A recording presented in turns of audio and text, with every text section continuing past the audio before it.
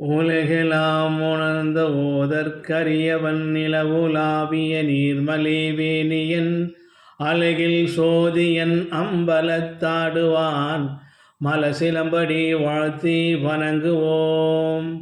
முன்னொரு காலத்தில் தொண்டை நாட்டில் காஞ்சிபுரத்தை தலைநகராக கொண்டு பல்லவ மன்னரான 3ஆம் நரசிம்மவர்மனே கழற்சிங்க நாயனார் ஆவார். இவர் சைவ சமத்தர் பெரிதும் போற்றுதலும் பாராட்டுதலுக்குரியவராக விளங்கினார். மிக பேறுபட்ட இந்த மன்னர் அறம் பிழையாமல் சீரும் சிறப்புமாக ஆட்சி புரிந்து வந்தார். இவர் வடபுலத்தாரை வென்று அறநெறி குன்றாமல் ஆட்சி செய்தார். பொன்னும் பொருளும் பெற்று மக்களுக்கு சேவை செய்வதே மிகவும் தலையாய தொண்டாக கருதினான். சிவதொண்டே பெரிதென்று என்று உயர்வாக நினைத்தும் மக்கள் சேவையை மகேசன் சேவையாக உணர்ந்தும் அறிந்தும் வாழ்வியலை மேற்கொண்டார். இவர் இல்லாலும் அவருடைய குறிப்பறிந்து வாழ்வியலை தன்னகத்தை பெற்று அவன்பால் அன்பு கொண்டு அவர் என்ன இடுகின்ற கட்டளையெல்லாம் தானும் உடன்பட்டு செவிசாய்த்து அவருக்கு உறுதுணையாக இருந்தார். அன்றைய காலகட்டத்தில் அவர் திருவாரூரில் தியாகராஜ சுவாமியை தரிசனம் செய்ய வேண்டும் என்று மனதிற்குள் நினைத்தார். தன்னுடைய பரிவாரங்களையெல்லாம் எடுத்து சென்று அங்கே பல்லக்கில் அமர்ந்து கொண்டு திருவாரூருக்கு விஜயம் செய்கிறார். அப்படி விஜயம் செய்கின்ற போது அங்கே இருக்கக்கூடிய பூங்கோயில் எனப்படும் திருவாரூர் கோயிலில் இவர் தியான மண்டபத்தில் அமர்ந்து சிவபெருமானை தியானம் செய்து கொண்டிருக்க போது இந்த அம்மையார் துணைவியார் அக்கோயிலை வலம் வருகிறார்.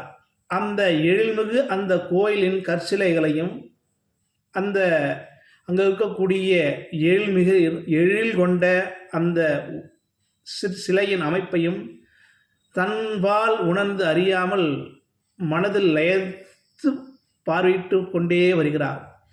அப்படி பார்வையிடுகின்ற போது அங்கே ஒரு ஆலயம் என்றால் பூக்களை கட்டி எடுப்பதற்கான ஒரு இடம் தேர்வு செய்வார்கள்.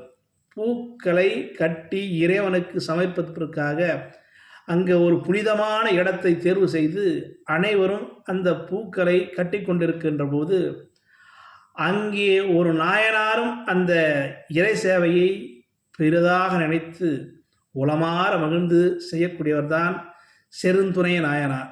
அவர் சிவதொண்டே பெரிதொண்டு வாழ்விலை மேற்கொண்டாலும் சிவனுக்கு தொண்டாற்றுவதில் அந்த பூக்களை எடுத்து தொடுத்து இறைவனுக்கு சமர்ப்பிக்கின்ற நிலையில் இந்த அம்மையார் சுற்றி வருகின்ற போது அங்கே எடுத்து தொடுக்கின்ற பூக்களில் ஒரு பூ அழகாக கீழே விழுந்து விடுகிறது. கீழே தனியாக இருக்கின்ற அந்த பூவை அந்த அம்மையார் எடுத்து இது மிகவும் அழகாக இருக்கிறது, இதை நுகர்ந்து பார்க்கலாம் என்று அந்த பூவை நுகர்கின்ற போது இவர் கோபம் கண்ட செருத்துணை நாயனார் தன்னுடைய இருக்கின்ற உடைவாரை எரித்து மூக்கை அறுக்கிறார். மூக்கை அறுத்த பிறகு இந்த அம்மையார் பதறி மண்ணில் புரண்டு அழுகிறார். ஆர்ப்பரிக்கின்ற போது மன்னர் திடுக்கிட்டு அங்கே விஜயம் செய்து பார்க்கின்ற போது அந்த அம்மையாரை மூக்கு அறுபட்டு இருக்கிறது, பதபதிக்கிறார். இது என்ன, இது யார் இதை செய்தது என்று கண்ணீர் மல்கிறார், ஆர்ப்பரிக்கிறார். அங்கே இருக்கக்கூடிய கையில் வாளுடன் இருக்கக்கூடிய அந்த செருந்துணையார் நெற்றில் விபூதியும் குண்டலம் கழுத்தில் உதிராட்சமும் இந்த செவ்வாடையும், அதாவது இவர் சிவதொண்டராக இருக்கின்ற போது அவரிடம் கேட்டான், நீங்கள் ஏன் இப்படி செய்தீர்கள்? அம்மையார் சிவனுக்கு படைக்கக்கூடிய சிவனாருக்கு தொடுக்கக்கூடிய மலரை நுகர்ந்தார்.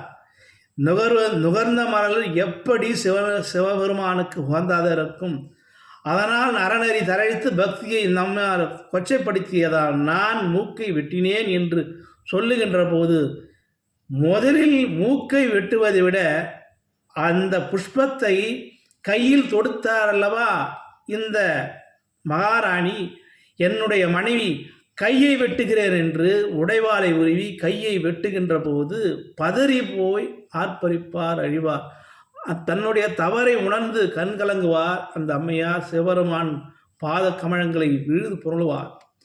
இந்த நிலை என்னவென்றால், அரசியல் படைத்தோருக்கு அறம் கூற்றாகும். இது சிலப்பதிகாரத்தில் கண்ணகி பாண்டியனை பார்த்து கேட்ட கேள்வி. அரசியல் பிழையாக செய்து அந்த அரசியலாலே அவன் அழிய கடவான், அறநெறி தவறாமல் அழிய கடவான் என்று சாபத்தால் மதுரை மாநகரம் ஆண்டு போனது. அறநெறி தழைத்த மன்னனால் மதுரை மாண்டது. ஆனால் அறநெறியை பிழையாமல் தன்னுடைய அறத்தை பாதுகாக்க வேண்டும் என்பதற்காக எல்லாவற்றிற்கும் அறம் தேவை. அது பக்திக்கும் அறம் தேவை. இதை உணர்த்ததான் இந்த நாயனாராக இருக்கக்கூடிய கழற்சிங்க நாயனார் தன் மனைவி கையை வெட்டினார். இதை வானொலியில் பார்த்து கொண்டிருந்த உமாதேவியாரும் சிவபெருமானும் அங்கே உங்களுடைய பக்தியை நான் மெச்சினேன் என்றும் பிரசங்கமாகி அவர்களுக்கு காட்சியளிக்கிறார். உங்களுடைய பக்தியை மெச்சினோம், உன் துணைவியார் இதுபோன்ற இழநிலை செய்தாலும் அறம் பிழையாமல் நீ ஒரு தண்டனை அளித்தாய். சிவதண்டே பெரிதண்டு உணர்வென்று உயர்வாக எண்ணினார். ஆகையால் நீங்கள் பூவுலகில் நீண்ட நெடிய காலம் நீங்கள் வாழ்ந்து நீங்கள் சிவலோகம் வரலாம் என்று அவருக்கு மனைவியாருக்கும் மூக்கு அறுபட்டதும் கை வெட்டப்பட்டதும் அனைத்தும் குணமாகி மீண்டும் பழைய நிலைக்கு வருகிறார் கழற்சிங்க நாயனார். கழற்சிங்க நாயனார் என்பவர் சுந்தரமூர்த்தி நாயனாரால் பாடப்பட்ட ஒரு பாசுரத்தை உங்களோடு நான் பகிர்ந்து கொள்ள ஆசைப்படுகிறேன். அன்பு நண்பர்களே, கடல் சூழ்ந்த உலகெல்லாம் காக்கின்ற பெருமான் காடவர்கோன் கழற்சிங்கன் அடியாருக்கும் அடியேன் மடல் சூழ்ந்தார் நம்பி இடங்கழிக்கும் தஞ்சை மன்னவராம் செருந்துணைதன் அடியாருக்கும் அடியேன் புடை சூழ்ந்த புலிதால் மேல் அறவாட அடி பொன் அடிக்கே மனம் வைத்த புகழ்ந்துரைக்கும் அடல் சூழ்ந்த வேல் நம்பி கோட்பிழைக்கும் அடியேன் ஆரூரான் ஆருள் அம்மனுக்கேலே என்று சுந்தரமூர்த்தி நாயனார் அடிகோடிட்டு இந்த நாயன்மாரை வெண்பாவில் பாடியிருப்பார். அன்பு நண்பர்களே, இவருடைய குரு பூஜை வைகாசி மாதம் பரணி நட்சத்திரம். அவதார ஸ்தலம் திருக்கச்சி, முக்தி ஸ்தலமும் திருக்கச்சினால் காஞ்சிபுரம். அன்றைய காலகட்டத்தில் திருக்கச்சி என்றும் இன்றைக்கு காஞ்சிபுரம் என்று சொல்லப்படுகிறது. காஞ்சிபுரத்தில் உள்ள ஏகாம்பர ஆலயத்தில் இவருடைய குரு பூஜை என்று வெகு விமரிசையாகவும் சிறப்பாகவும் இன்று வரையில் நடைபெறுகிறது என்பதை உங்களோடு கூறிக்கொண்டு சிவாய நம, ஓம் நம சிவாய் என்று உங்களுடைய விடைபெறுகிறேன். நன்றி, வணக்கம் அன்பு நண்பர்களே.